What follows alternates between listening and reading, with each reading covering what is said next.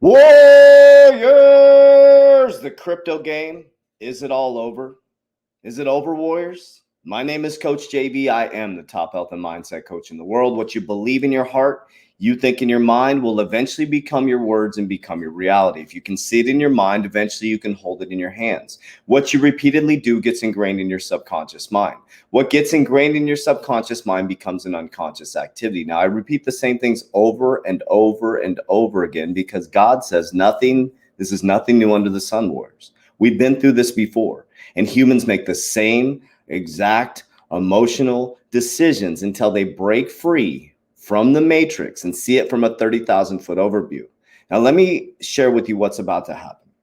The fact is, many of you watching this, 10,000, 9,000, 5,000 of you, out of about 10,000, there'll probably be about 90% that end up dumping their bags or making some sort of emotional decision. That's a fact. Here's why. Because you've been programmed to be emotional creatures and make decisions based on bullshit news. By not looking at the facts and understanding that Tesla got sued by the SEC. And after Tesla got sued by the SEC, they became one of the most valued stocks. Think about that. Amazon got sued by the SEC, became one of the most valued stocks. Anytime there is a disruptive technology, first they resist it, then they sue it, and then they link arm in arm with it.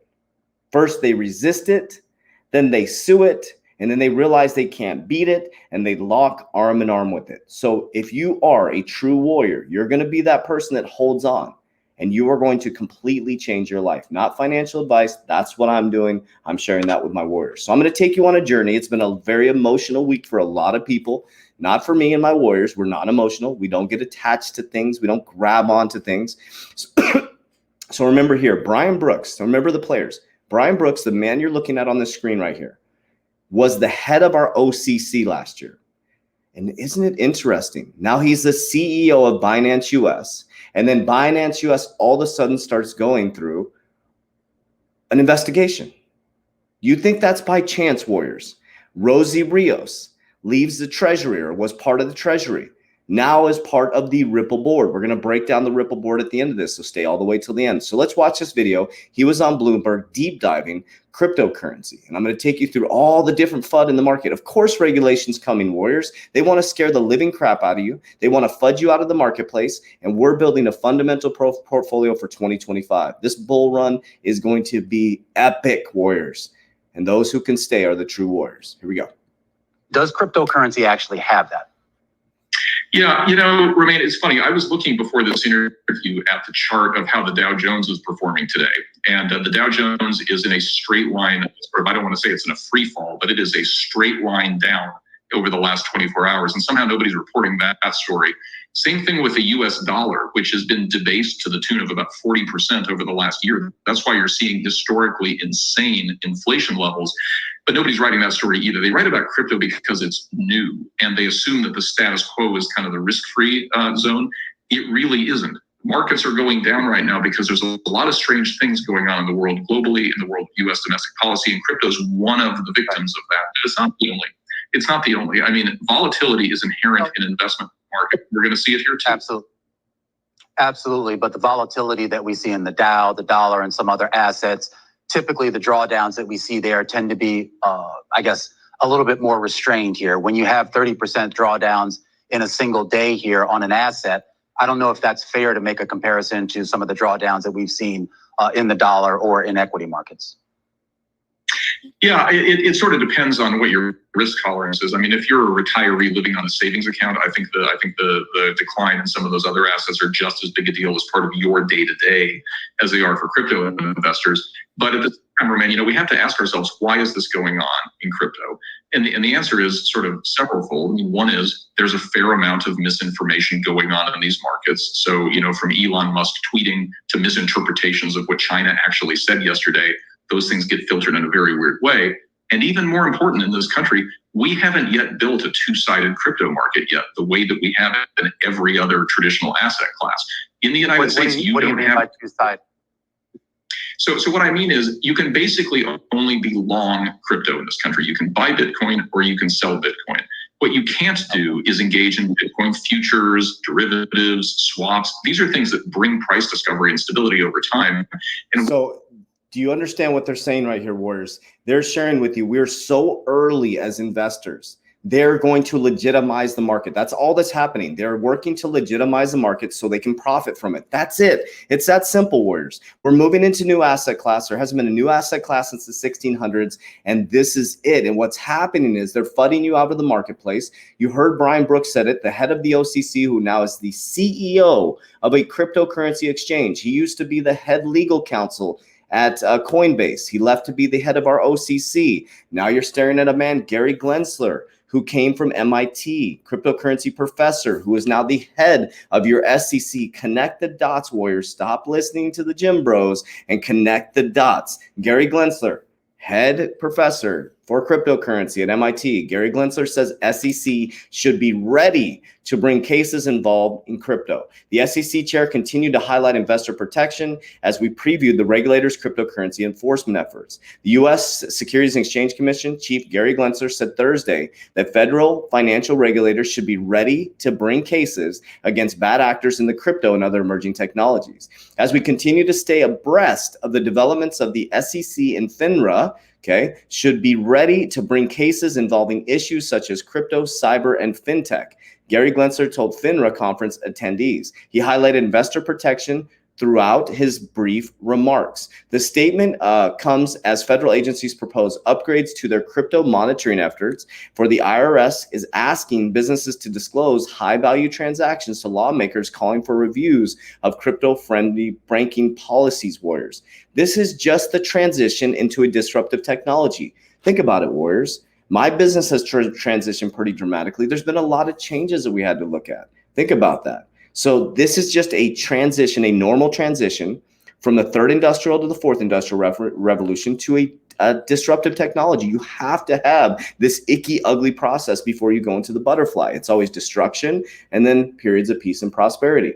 So Beijing crypto crackdown is not new, but don't dismiss it.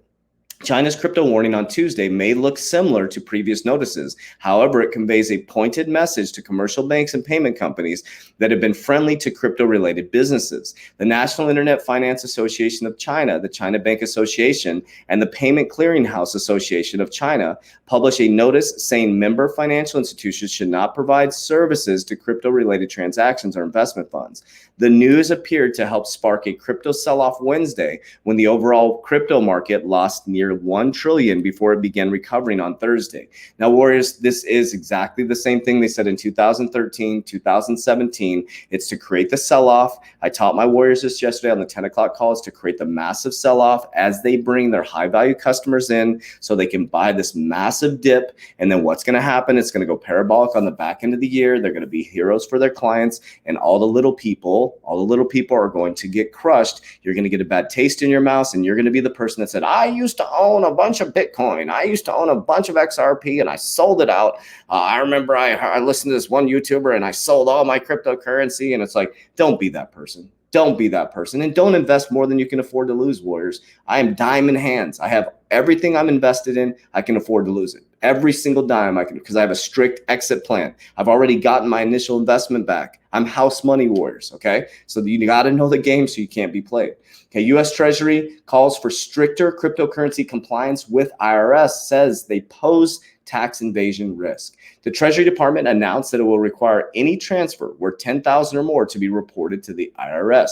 Cryptocurrency already poses a significant detection problem by facilitating illegal activity broadly, including tax evasion, the Treasury said. The investors have seen the value of Bitcoin slide 25% over the past month and talk capitulation creep into the other forums. The Treasury Department on Thursday announced that it is taking steps to crack down on cryptocurrency markets and transactions, and said it will require any transfer worth $10,000 or more to report it to the International Revenue Service. Cryptocurrency already poses significant detection. We talked about that already. Okay. So this is really important, whereas this is just part of the transition. Think about that. Right now, you use a bank, right? Think about this. Let's rationalize this. Everybody's like, oh, they're going to get involved. You use a bank right now, correct? How do you pay your bills? Do you have bill pay? Do you pay your car payment? Well, guess what? Your bank does the exact same thing. Anytime you deposit more than $10,000 to do a transaction more than 10, they report it to the IRS. So nothing's different, Warriors. They're just bringing the current laws into crypto. That's it. This tells you where we are headed, Warriors. So is crypto over? Absolutely not. It's a disruptive technology, and they have to bring in regulation to protect investors. But the great thing about this eventually is you'll be able to custody your cryptocurrency at a bank. So you won't have that weird moment. I've had many Warriors in the recent past send their crypto to somebody because they got scammed. They weren't paying attention. And they're like, oh, somebody sends them an email and says, oh, your account's been compromised. And they sent their crypto to somebody else. It's gone. They're all their investment gone. So you got to be very careful, Warriors, because it's a wild, wild west out there. Okay, so let's break down the Ripple board of directors and let's use our warrior brain. I like to call it a warrior brain, right? So we got Susan Alley. Susan Alley is a professor of economics at Stanford Graduate School of Business. She received her bachelor's degree at Duke University and her PhD from Stanford, PhD. And she holds the honorary doctorate from Duke University. She previously taught economics at the department at MIT. MIT, does that sound familiar? Let's go back. Gary Gensler, head professor at MIT. Know the players in the game, Warriors. Okay, so let's go back here. So we know about her. We know about Brad Garlinghouse, former diplomat, author, and advisor. Go check out her book. Do some fishing, Warriors. See what her book actually is about. Angie Manuel is the co-founder of Principal, along with the former Secretary of State with Condoleezza Rice, former National Security Advisor Stephen Hudley, and former Secretary of Defense Robert Gates, and Rice, Haley, Gates, and Manuel LLC, a strategic consulting firm that helps U.S. companies navigate international markets. Not a highly connected board of directors at all. This sounds like a board of people who are going to get shut down by the SEC, maybe. Think about it, Warriors. Adam Treadman, the CEO and co-founder of BRD, bringing blockchain-enabled financial services to the mobile generation. We're going to cell phones. Treadman is also currently the CEO of SBI Ripple Asia, providing next-generation cross-border payment solutions. Here's pretty exciting. Early in his career, Treadman was a software engineer at NASA. He's taken us to the moon. Jet Propulsion Laboratory, designed applications, engineered in Texas Instruments. Let's see, anything else really earth-shattering on his? Nope, okay.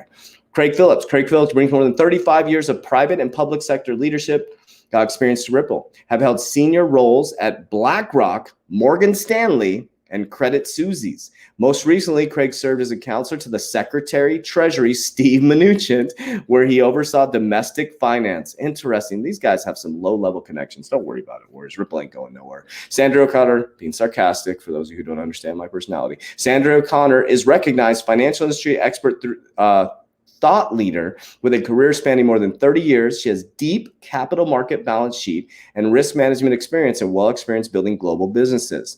O'Connor recently retired as Chief Regulatory Affairs Officer for JP Morgan Chase, where she set up firm's comprehensive regulatory strategy-led engagement with the G20 policymakers. Watch my videos, the G20 policymakers.